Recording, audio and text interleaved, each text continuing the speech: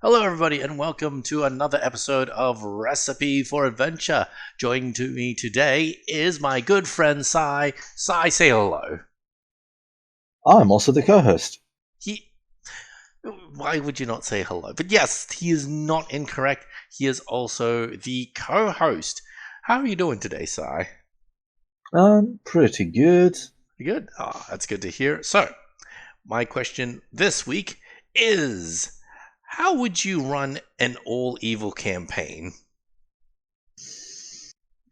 Oh, that is a question. Right?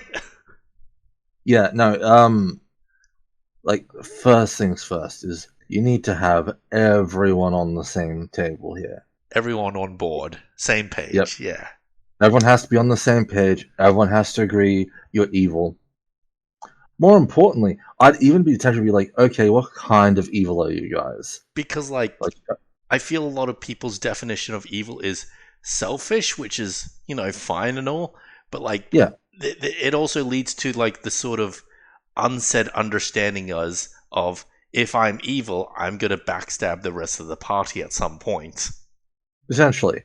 But Which is also, it's like sometimes it's like there's a very big difference between a lawful evil like man who wants to rule the world and a chaotic evil murder hobo who just kills every NPC he gets a chance on. one's Ted Bundy and the other's Hitler.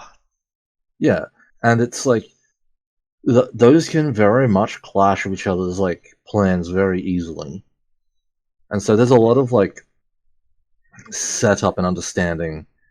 Like I think a big part of it is like there 100% has to be a session zero, Mm-mm-mm. so everyone understands what each other's characters are. And I probably would like as just set in stone.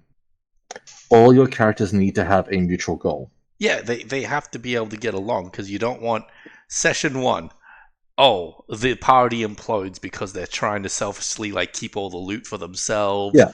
or because they're that Oh, evil like they want I'm to kill each other. like yeah, I'm fine if someone's like my kind of evil aspect is I'm just a greedy son of a, and it's just like okay, cool. It's like as long as the party understands, like yeah, nah, Boric is just greedy as Mm-hmm. if you let him keep a hold of the money, that money's all going to be his. So we Mm-mm-mm. have to make sure he doesn't have the access to the money.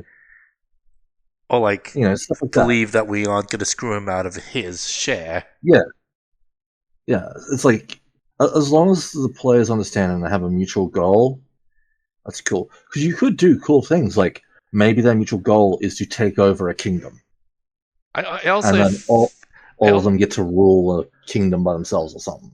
I do feel like even in a good aligned party, eventually, if you play long enough and the party gets comfortable enough with each other, they'll, as a group together, start committing war crimes. Essentially, If you let them go.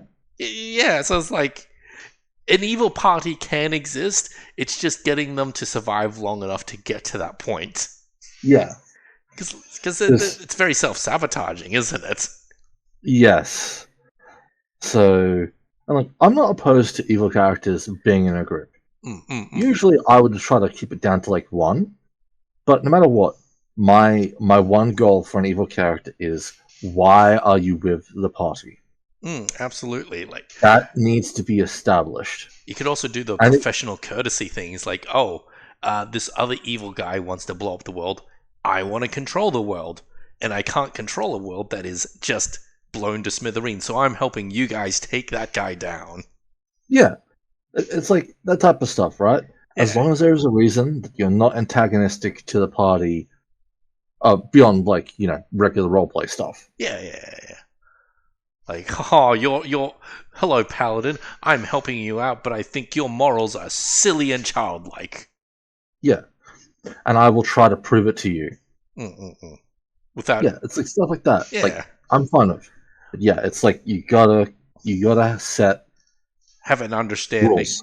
Oh, Yeah, and like you said, you kind of implied it. You didn't outright say it, but implied it with the roleplay bits. You have to have a group of people who don't take things too personally. So if I go yep, up to you, Sai, and in character say, "Hey, uh, evil musketeer wizard guy says your fighter McDude is stupid," Sai has to understand that I'm not talking about him as a person. I'm talking in character, and he won't take it personally. Yeah, I'll just take it. I'll just be offended in character. Yes, absolutely. Oh, and I don't think I have anything to add to that question. Like my answer, I feel pretty much mirrors Sai's answer and understanding. So I think we can just go straight to our little map, and we're up to number 17, I believe. Yeah. So before we continue, I believe our thing was that we would get to have at least 2 more bandits. Yep. Do we want to put the spots in the last? Oh, how many? 1, 2, 3, 4, 5, 6, 7. So we want at least 2 more encounters. Well, one encounter is obviously going to be at 19, but Yeah, that's probably not going to be bandit related.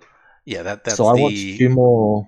what do they 2 more call those encounters. crab things again? They call them chuls, right? No, not Yeah, chuls. they're chuls. Oh, Yes. they are. Okay, okay. I'm not. Yeah, but the first chul we met was, already injured.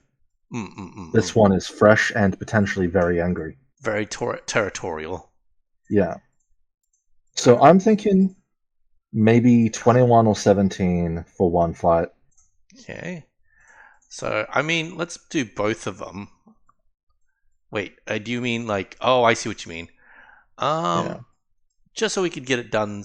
Oh, I feel 21's better because it leads off to 2 other rooms, so it's it's like a choke point almost. Yep.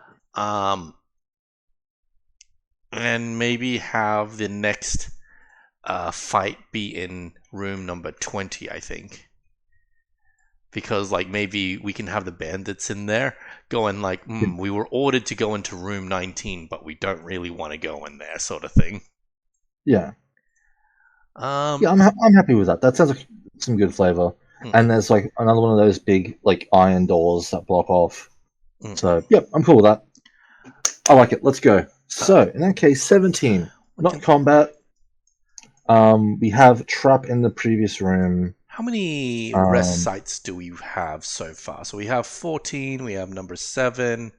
I kind of want to get the spots down first, actually, if possible. Yeah. Maybe I'm thinking a rest site be number 23 even? Or actually 20. Actually, you know what? Let's put the... Actually, what do you think? What do you think? Well, 23 should obviously be utility because it's an entrance. Oh, right. Of course, of course. Utility is white, correct? Utility is green. Is green. Oh, okay. Let me just... These things are finicky because they won't let me click on them unless I like zoom in enough. And even then, it doesn't let me do it all the time, which I'm very annoyed by. So there's a lot of clicking and dragging. Yeah, there's some finicky. I mean, you could just make a new circle. Why didn't I do that? All right, 17, 18, 22. Do we want... I feel 18, because it is dry, could make for a good rest site. Yes. The only issue is potentially dealing with the chul first, because it's... I feel like the chul would not leave that area. It's like super protective, so it won't leave. Yeah, in that case, let's make 18 rest site. Leaving us with dry. Yeah, 17 and 22. We've got 3 loot rooms. I don't think we need too much in the way of loot. I feel like 17 would be a filler room. 17 might be filler, and then 22 will have to be a trap. Okay. So 17 is white and trap is blue. Okay. And this will give us a good, nice template to work with. Cool. So 17's a filler room. Anything interesting we kind of want to chuck in there? Just like, is there like a nice little, just like note? Okay, so if room number 10 is where they go for like the food, maybe 17 is like a waiting room almost, or like, just thinking, because you go down from 21. I'm just trying to think of like what these rooms could have been originally. So let's just type in 17. Upon entering this room, players... Oh, you know what? How about we put like harmless creatures in this thing? Because everything here is hostile for all intents and purposes. Oh, just like some regular fish and like maybe like a regular like octopus. Yeah. That's right, just regular sized. Yeah, a little regular octopus, and it's like hiding in the rubble. Putting up the players, we'll see that it is waterlogged with a series of rocks somewhat submerged in the corner. And then like what's octopus hide check anyways? Like a regular, just regular octopus. Yeah, and it's got like good cover, so we'll add like +5 to it, I guess. So if nothing else, it could be like a DC 15 check. Well, thankfully the regular octopus does have a stat block. Mm-hmm. So let us take a peek. It has +4 to stealth. Oh. So DC 14. Okay, and we'll say because it's like home here and it's camouflage and whatnot, make it even harder. Do you have an octopus? It does say that the octopus had advantage on Dex stealth checks made while underwater. All right, yeah, so that would be +5. Do you if you want, I can just get an octopus. Yeah. Okay. Yep. Perception DC 19. There is a regular octopus hiding in the submerged rocks. It does not seem hostile. Yep. So it's just hiding there. It doesn't want to like deal with any of this stuff. Yeah. It's like if the players leave it alone, it'll leave them alone, sort of thing.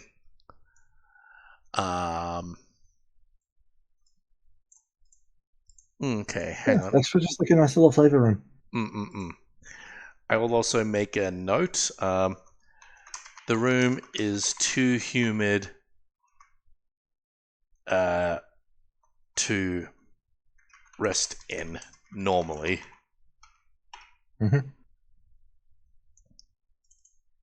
Oh yeah, just to rest in. So like, if players like, oh, there's no danger here, I'll just say, yeah, it's way too humid. It's not nice.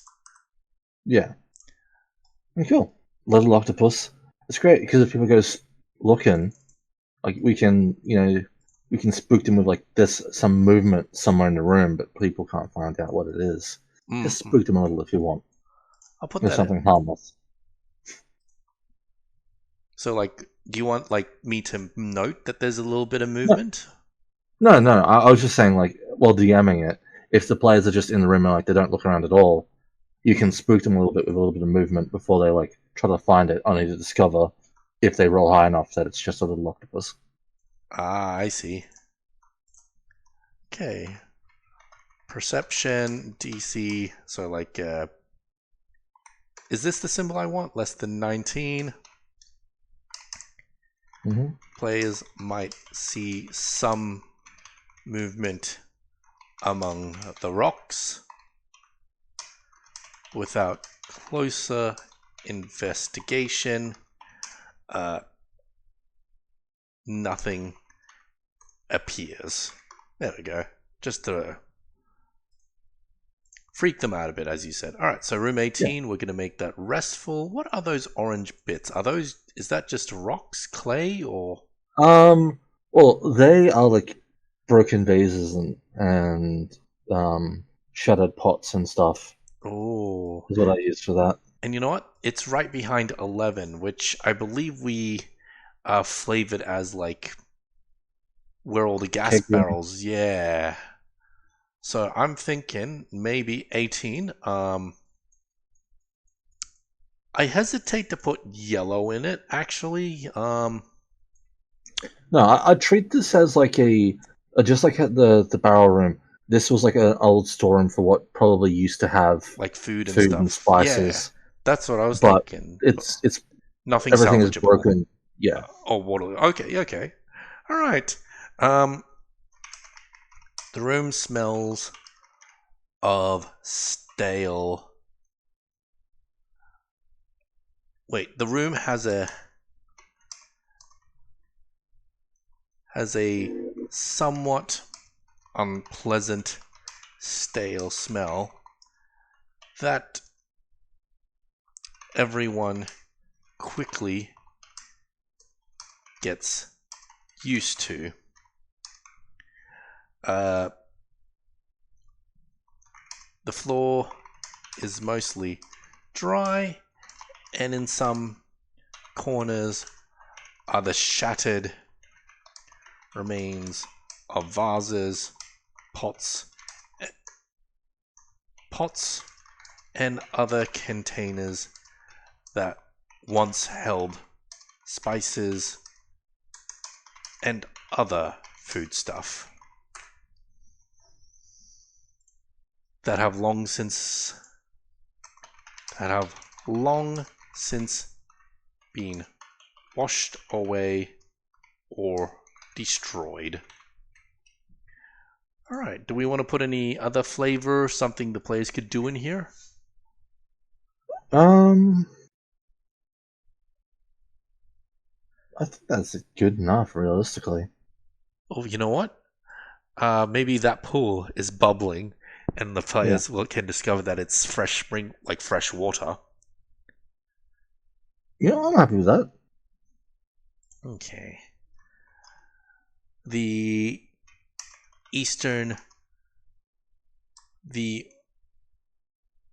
most eastern pool of water bubbles, and if inspected, reveals no salty taste. Oh, actually, you know what? Survival. Yes. 100% survival. Survival DC, let's say 14, 12? I'd say on the higher end because it's like 14 then. You know, we are in the ocean. Most people would not automatically expect drink of water. Bubbles. Okay, bubbles. And its color is noticeably different. This is fresh water. There we go. Mm-hmm. This area can be used as a rest area. There we go. Alright, so... I would note, despite the seeming threat from Room 19. Despite the threat from Room 19. Yeah. Okay, Room 19. We've been waiting for this. Yep. Room 19, you were like the first room I put a token in, and all plans to put a token in, whichever one it was. It's been a while, don't remember. But I've had plans. The water here is noticeably darker and murkier here. Before a step can be taken, a presence makes itself known. A Chul. Alrighty, so what do you want the Chul to do, or what do you want this room to do? My idea is, and like we did it earlier, that there's a small baby Chul in like a cage. I think, particularly with like all the eggs here, it should be like hyper territorial. Okay. Where it's like if you get close, it rampages out and just tries to like kill you. Okay. But if you stay away from it, it will focus on protecting the remaining of its eggs. Okay, so we'll say a Chul guarding its clutch. Okay, so I will say I'll give it several. A Chul guarding its clutch, snapping its claws in the direction of the intruders. So I'm going to make a note here. If the players do not actively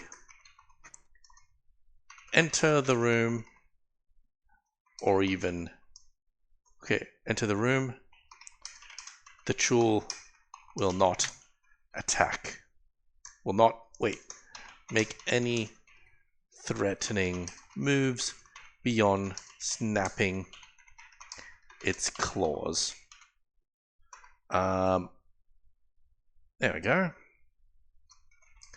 The Chul will only leave this room if it or its eggs are attacked. Mm-hmm. There we go. Now, let's discuss alchemy. Oh. Because why would you go in there unless there's something you can get out of it? I do. And I think a Chul egg for an alchemical ingredient does sound about right. Didn't we have a ingredient for Chul stuff in the first place? Potentially, actually. Let me just check. Where is my ingredients? Alice potions. Okay, apparently we haven't done anything for Chuls, no. Death Vice's Claw. Oh, okay. Make a ring of poison immunity. That's the named one, though, so I want that one to be special. Mm-hmm. So, okay.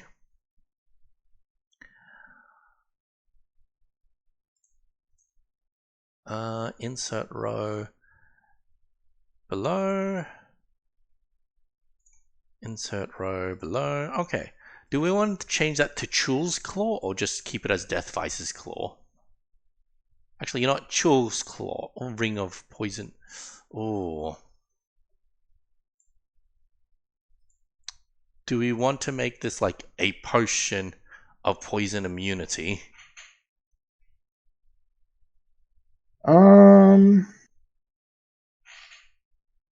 Well, no. It's noted, right, that that the ring is like it's not. The ring requires other materials other than like the claw. Okay. It's just the claw is the finishing coating for the ring. Okay. So we'll just say Death Vice specifically makes the ring, and like even if you kill another Chul, it won't do anything. Since let's just say Death Vice's claw is special for some reason. All right, so let's say Chul egg. Chul eggs. Let's say 20 GP. What does a Chul egg do, would you say? So Chuls can sense magic. Ooh. So I can imagine using that to make a potion of detect magic. Okay. So 20 GP potion of detect magic. Is there actually a specific potion of detect magic? Or are we just going to make a potion that just, gives you detect magic for a bit? How much, how long does the potion of detect magic spell usually last? Detect magic usually lasts up to 10 minutes. You know, we'll say, 10 minutes. Potion of detect magic. Works as the spell, but doesn't require it. Is this a concentration spell? Yes. But doesn't require concentration. Yep, I think that works really well. So it's, relatively speaking, I feel a weak potion, but it's only going to cost 20 GP anyway, so it should be fine. And I mean, detect magic is pretty useful in certain situations. I suppose it's as useful as the DM makes it based on what they put in the campaign. Okay. Because remember, detect magic does allow you to determine what type of spell it is as well. So they can be like, oh, hey, I see this thing, and I see illusion magic. Right. So that makes sense. Yeah. Or enchantment. So it's like, hey, this guy might be controlled or something. Yeah. So there is some like actual like good potential use you can get out of it. But I think like it's like it is a thing you could go for. Completely optional fight. It is up to you whether you are greedy or not. Okay, so But I would basically be like note like with like a nature check or an arcana check that your legs can be used for, such a potion. nature or what check? Sorry, Nature, arcana, or maybe even survival. slash survival DC. Let's not make it too hard. Maybe 12. Yeah. 12 or 13. Yeah, let's say 30. Make it a bit harder. Chul eggs can be used as a potion ingredient. There we go. Final thing. If the baby Chul from room 6 is brought here, then the Chul in this room becomes friendly and will no longer attack the players unless they directly threaten the eggs itself or the baby. Do we want to give the players another reward as well, or?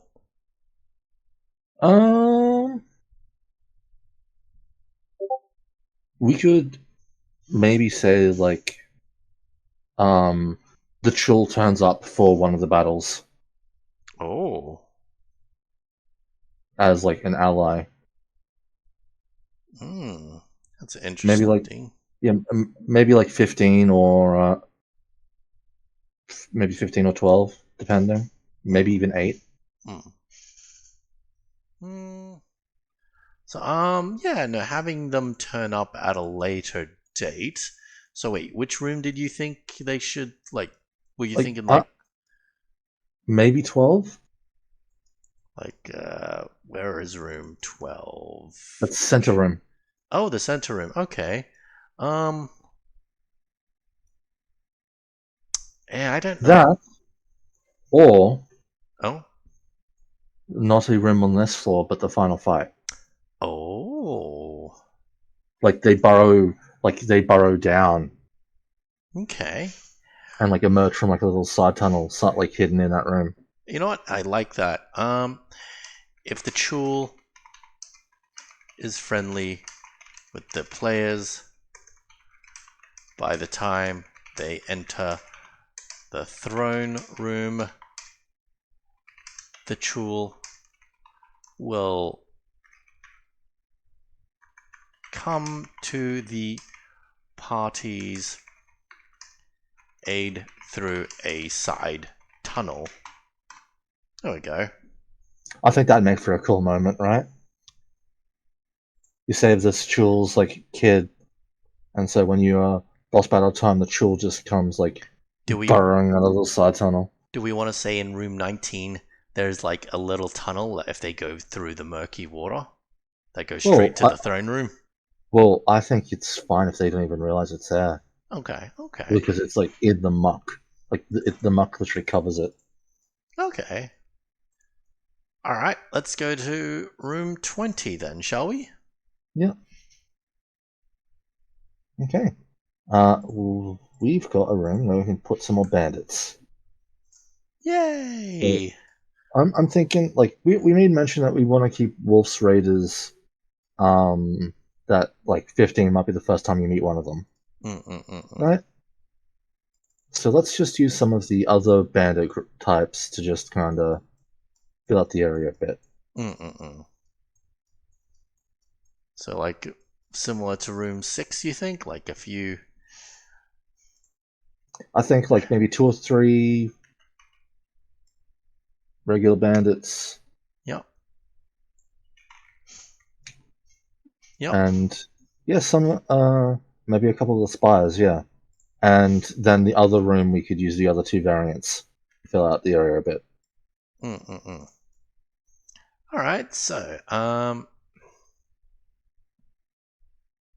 okay. So, I'll put in, and it just depends how the players approach this. If players approach this room from room 19, the bandits will be ready for a fight. If the Chul is provoked, etc. Wait, fight as appropriate. Okay, if the players approach this room from 19, the bandits will be ready for a fight as appropriate. If the players approach this room from room 23, instead the players will have advantage to stealth,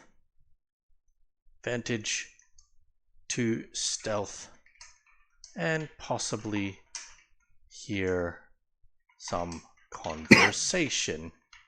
Oh, you alright, buddy? Yeah, no, just that little bit of like the cold weather cough.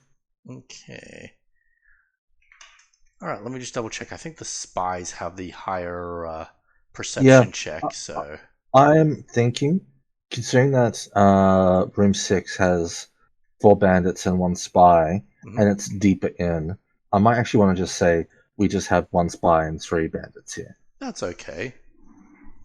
Because this is a good chance of being our first fight inside this actual dungeon. Yep. So I'm going to do something like this, so they're all against there. So the idea is stealth DC 16. Players might have advantage to stealth. Players can overhear conversation about the bandits. Wait, no, not conversation. An argument on who should go first to fight the angry crab monster. There we go. Cool. I like that. Nice little fun, little bit of flavor. Room 21. Do we want more bandits in here? Yes. Okay. What can't? Maybe so, like a mage and a thug. Yeah, I was thinking, maybe like 2 thugs. Oh. Yep. And like a mage. Okay. Hang on, one of the thugs disappeared from me. 2 thugs and a mage down there. Oh, okay. It's good. Alright, so maybe they're looking around for something. Or maybe they're just securing, we'll say they're securing the area. Okay. So what is their perception check? Because I can't imagine they're that good. So now the bandit wizard is like perception 10. They're both perception 10. Oh, okay. So, this room. Okay. If it weren't for the bandits sleepily guarding this area, nothing about it would be remarkable, besides perhaps to a historian interested in ruined architecture. I forgot how to spell architecture. Due to their boredom, the players can sneak into this room at advantage. So it's just stealth, DC 10. 10. The bandits are complaining about having guard duty. There we go.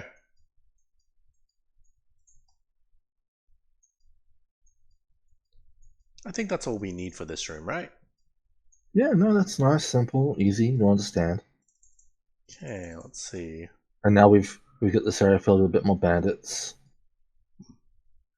Alright, so room 22. What kind of trap do we want to put here? Do we want to put a purposeful trap? A purposeful trap that's broken? Yeah. Or a... Ooh. I think a purposeful trap, because we've got a couple of traps around in place, but I definitely think one more like actual just trap to kind of round things out. Do we want to make And it I a think- broken trap? Because I have an idea for it if it's broken. I will hear your suggestion. So, my idea is that it's a pitfall trap. Oh, you. But of course, it doesn't work because it's flooded with water. We can still make it like an inconvenience to players because, like, Oh, whoa. You could actually make it a lot more dangerous than you would expect. oh yeah, no, you just made me realize vortexes are a thing. Well, no, not just that. If it's a one where it's an actual like one of those doors that like slide down and reset, Yeah. Oh, and it's filled with water, could trap the players underneath it. yeah, while they drown. Okay. Okay. All right. I wouldn't make it fill the entire area. I'd shorten it a little bit. How like something like this? You think? Yeah, enough space that you can move around it if you know what's there. Yeah. Okay.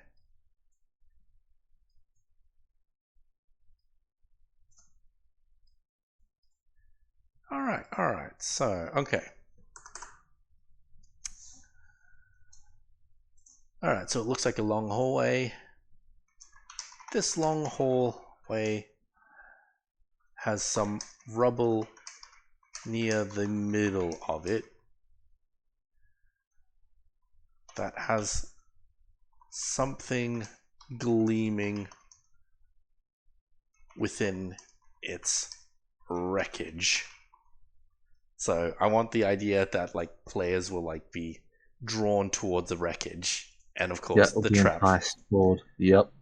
Okay, so first things first, and of course they could come at it from room 21 if they go around like the whole circle if they really want to. Yep. So in the wreckage, we can just make it something like a shiny like lobster shell or something like that, or we can make it something actual valuable. Or actually, How about a shard of glass from a broken mirror? okay, oh yeah. So it's like it could have been valuable once. Perception DC, let's say 14. The gleaming object is just a shard of glass from a polished mirror. Oh, no, you're not. Shard of mirror. So it can still be useful. So, like, players can, mirrors in D&D have a million uses.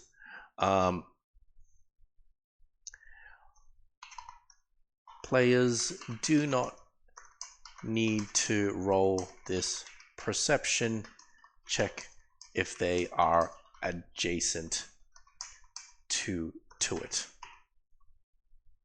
Okay. And then we'll make a perception DC 18 check. Yep. There is a trap door beneath the water on the east side of the wreckage. There we go. Alright, so what is this? A dexterity saving throw? Yeah. Like if you step on it, it starts to give away dex save to catch us up before you, like, just plunge in. You know what? I'm gonna make it ridiculously low because like they Yeah, can still like wade and like the push it. DC shouldn't be too heavy Yeah. because it's not just an instant drop like it normally would be. Okay, so However, if if they you do fail, then they need one more dexterity check to swim out before it closes, I'd say. I would say like the mechanisms are slowed down because unlike Mhm. open air, it uses much more energy and force to close itself in water. Yep. So we'll say 10. Mhm. The trap door opens up. Actually, the trapdoor opens up. And what did we say? Did we say this water is knee deep or ankle deep or? I believe this water is like it is vaguely deep, Mm-mm. so that we don't have to worry about it. Halflings and stuff. It is And, difficult terrain deep. okay, trapdoor It opens is up. deep enough to be waist height, Mm. and considered difficult terrain unless the character has a swim speed. Mm-mm. And creates a weak, let's say weak vortex. What's the word? Phenomena. Mm-hmm. That sucks creatures into the pit. What might have been a fatal drop is now filled with water. Dexterity DC, let's say 12? Yeah. I want something. I think something low makes sense. The trapdoor begins to close, while it's slower than it would have once been. It's fast enough to lock in and possibly drown those who are trapped within. Now, that's not game over specifically No. because another player could come in and activate it themselves. Yep. Or disable it or whatever like that. I think that's enough for now. What do you think for that specific trap? Yeah. Nice and simple. Do we want to do anything else with this room, perhaps? No, I'm happy with just to be like a trap room with because like the broken mirror suggests, oh, this hallway probably had like mirrors and other such finery. Anyway, just by its mere presence. That's a good one. And room 23. Entrance hall south. Entrance hall south. Brackets intended starting room. So, okay. Upon entering this ancient palace, the players are struck by the number of cloth banners that line the walls and the terrible condition that they now find themselves in. Moldy, wet, and ragged.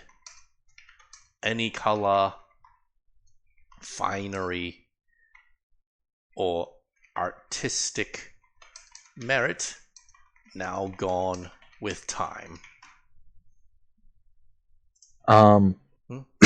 We should also make mention that opening the doors doesn't cause water to flood in due to just a huge bubble of air trapped within the palace. Okay. Upon entering this ancient palace, the players are struck by the... Okay, hang on. Let me just... Are struck by the surprisingly fresh smelling air that does not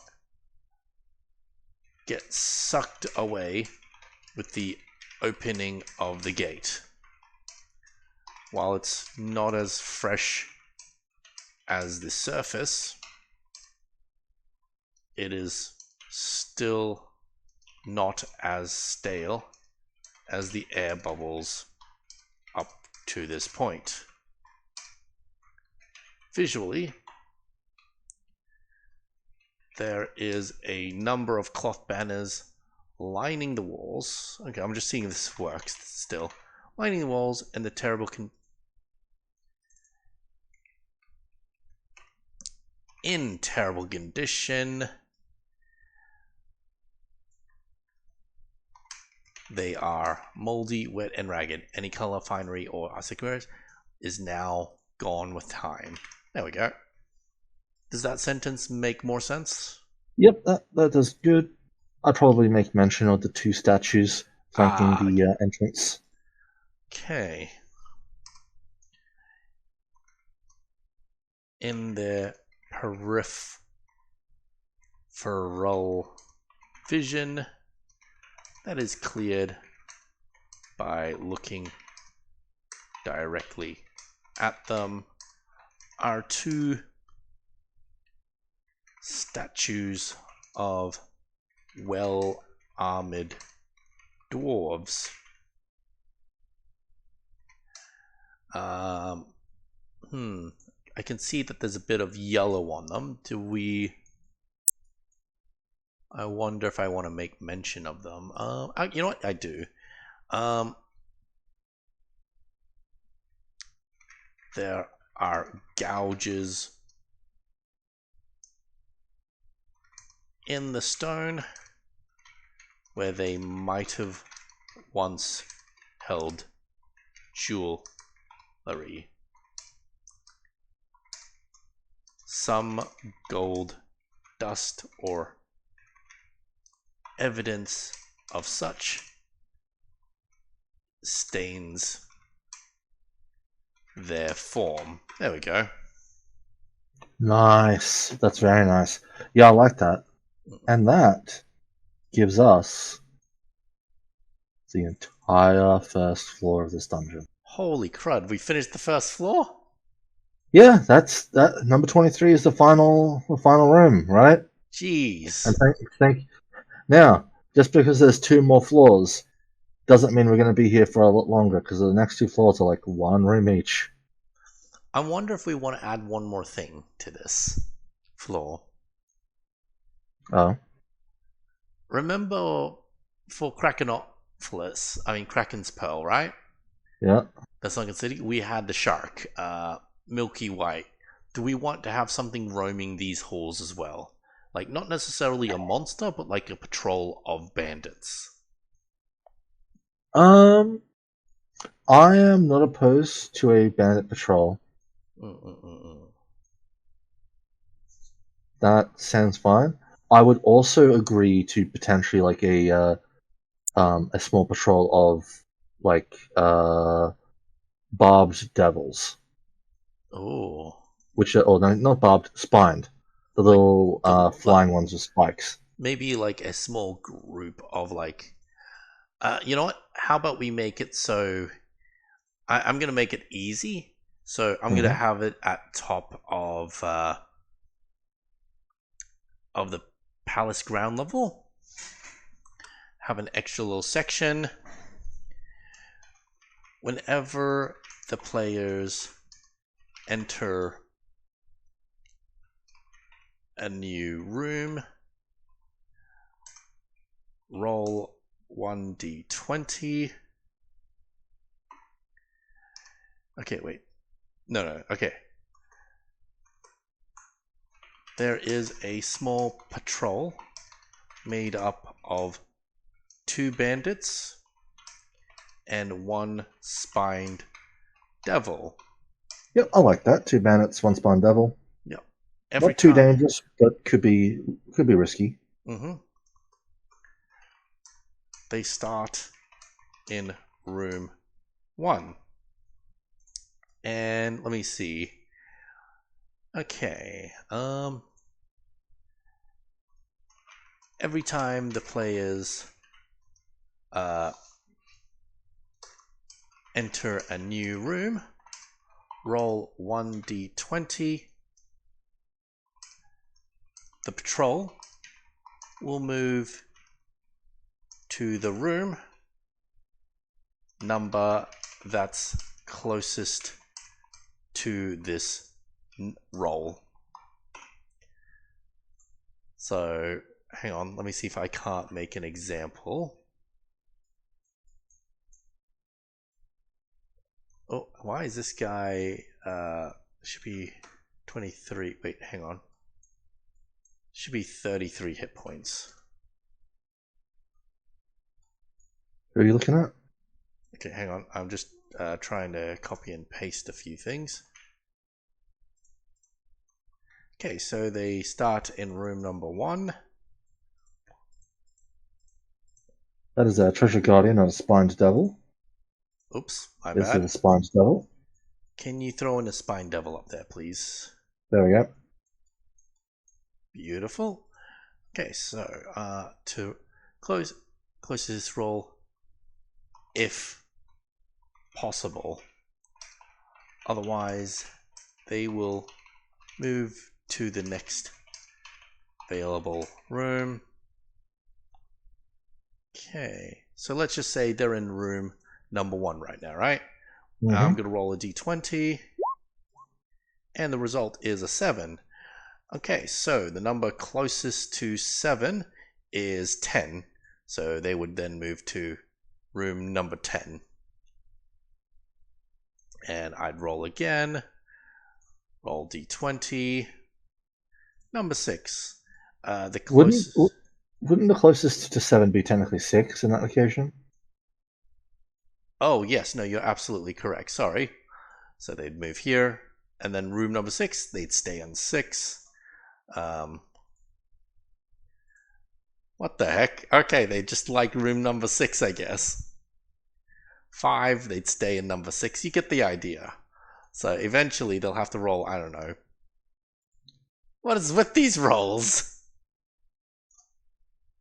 Well, they can't go through 7, so they'd probably head back out to 1 and start making their way across the top. Okay, here we go. 12, so they'd go to room number 11.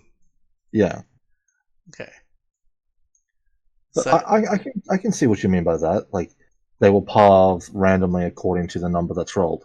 But it also means that they'll like that. never enter room 21, 22, or 23. Well, no, they can. Oh?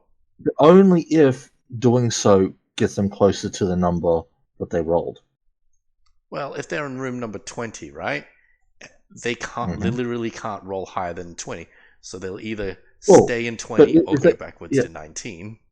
Well, what if they rolled a 13? The closest room to that number would actually be 23. I see what you mean. Okay. I understand now. Yeah. Okay, it's just less likely. Okay, so they'll still get there eventually, but they're moving all the way from room number 1. Yeah. I like that. That's a cool little extra bit. So some fights could be a bit iffy. And we can say that they will avoid room 7 until it is opened, and room 19 until the Chul is dealt with. They will avoid room 19 and... wait, did you say... wait, room 7? Yep, room 7. Room 7 is sealed off. Yep. Until it is opened. Till it is open. And room... 19. 19 until the Chul is dealt with. Is dealt with. Oh, we'll just say Be- is dead. Yeah, is dead. Because obviously they will not path into a room that they cannot get access to. And I do think I would like to hope that our little bandit patrol is not dumb enough to just walk into the monster's den. Oh, you know what? I will also say they will also avoid room 12 and 14 specifically due to prior orders. Mm-hmm. So they could go into 15 and 16, but they won't go into 14 and 12. Yeah. They will approach but not go all the way. Yeah. Sure. I like that. Now, is that how that reads?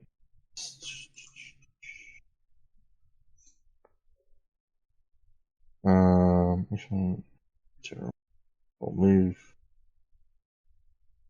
move to the room number.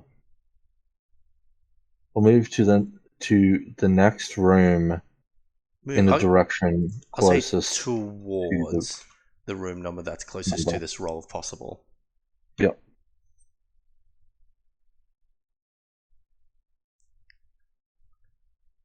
And I think we can take out, otherwise I'll move to the next available room. So that's kind of like, yeah, they're going to move. Redundant, yeah, because it means the same thing for all intents and purposes.